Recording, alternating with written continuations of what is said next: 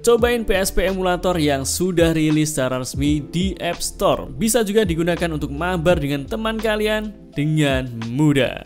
Halo, assalamualaikum. Kembali lagi di channel levelup.id. Di video kali ini kita akan bahas tentang PPSSPP atau emulator PSP yang akhirnya sudah rilis secara resmi di App Store.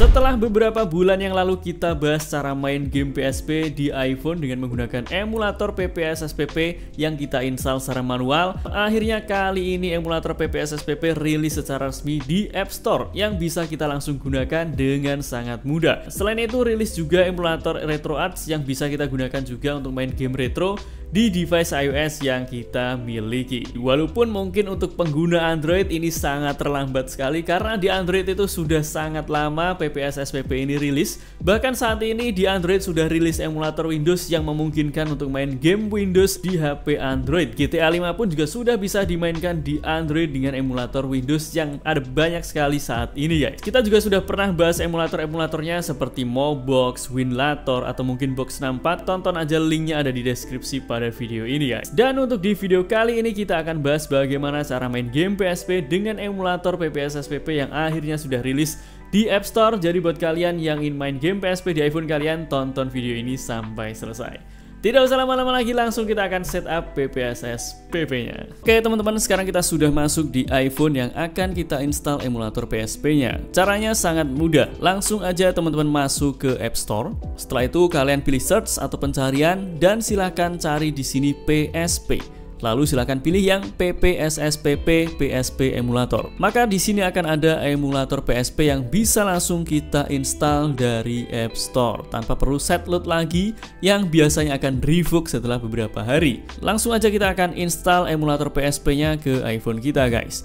Dan informasi buat kalian di sini juga ada yang versi Gold ya. Untuk kelebihan yang versi Gold itu kalian bisa baca di website resminya PPSSPP ya guys. Di sini sudah kita install emulatornya dan langsung kita jalankan emulatornya. Dan ini adalah tampilan dari emulator PPSSPP-nya. UI-nya sama seperti versi Android ataupun versi Windows. Di bagian atas ada beberapa menu seperti Recent, ada Games, dan juga ada Homebrew dan Demos. Lalu langkah selanjutnya setelah kita install emulatornya, kita harus menambahkan game ke dalam iPhone yang kita gunakan. Untuk game PSP-nya sendiri teman-teman bisa dumping dari game PSP yang kalian miliki, atau teman-teman bisa cari di Google game PSP yang formatnya ISO, tinggal kalian download dan simpan di iPhone kalian guys. Misal di sini kita sudah siapkan beberapa game PSP di laptop yang kita gunakan.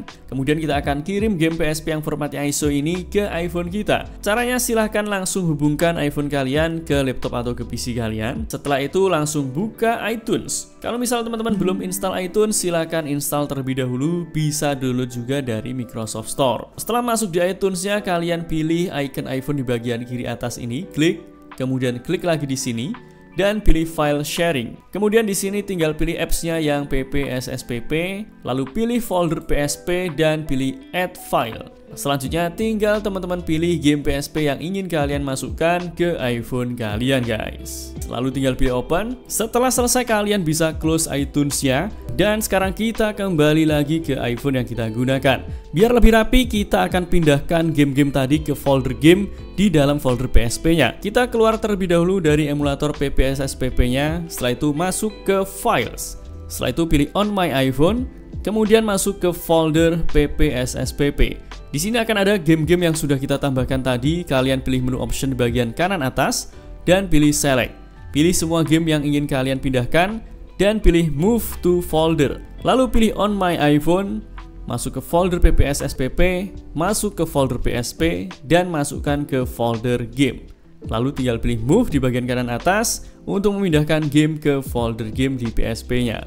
Setelah itu kita masuk lagi ke emulator PPSSPP-nya dan kalian tinggal pilih folder PSP di bagian kiri, lalu masuk ke folder game. Maka sekarang game PSP-nya akan langsung masuk di sini dan kita bisa langsung mainkan gamenya teman-teman.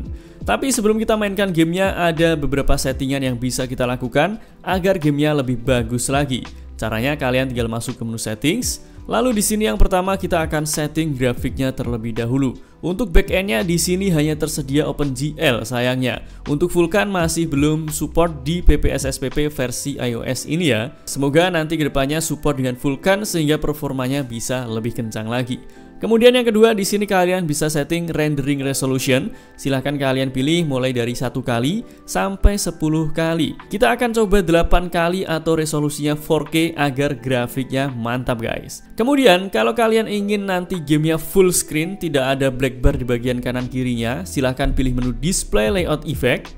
Lalu kalian centang yang di bagian strengths. Setelah selesai kalian bisa back, maka nanti game yang akan kalian mainkan akan full screen walaupun sedikit ketarik kanan kiri, tetapi masih tetap enak untuk dimainkan. Kemudian untuk settingan lainnya silahkan kalian setting sesuai dengan keinginan kalian. Dan kalau misal teman-teman ingin menampilkan FPS, kalian scroll ke paling bawah, lalu centang di bagian show FPS counter.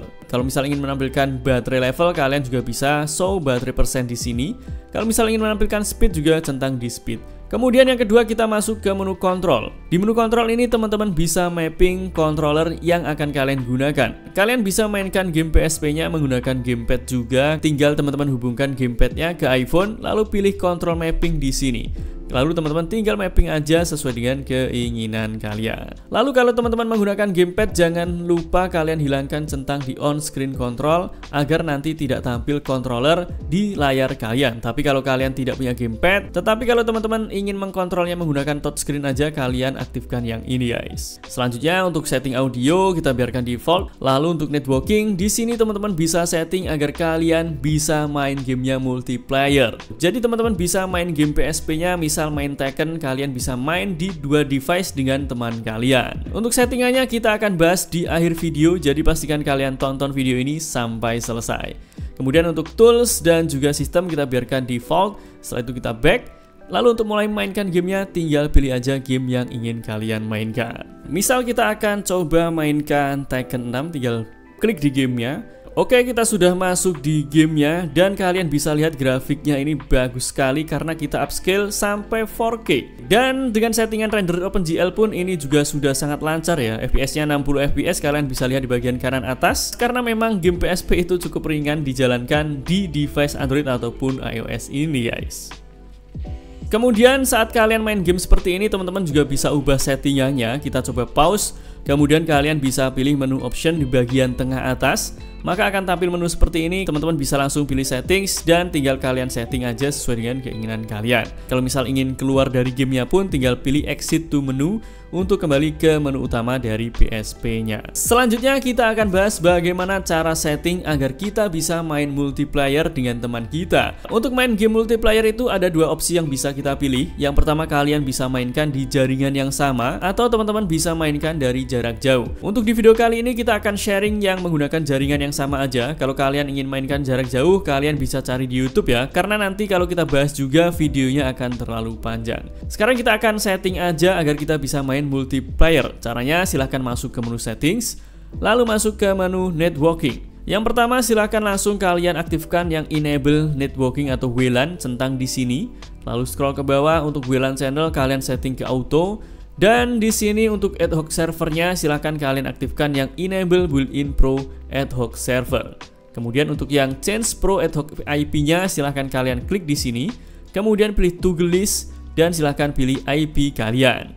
Selanjutnya scroll ke paling bawah.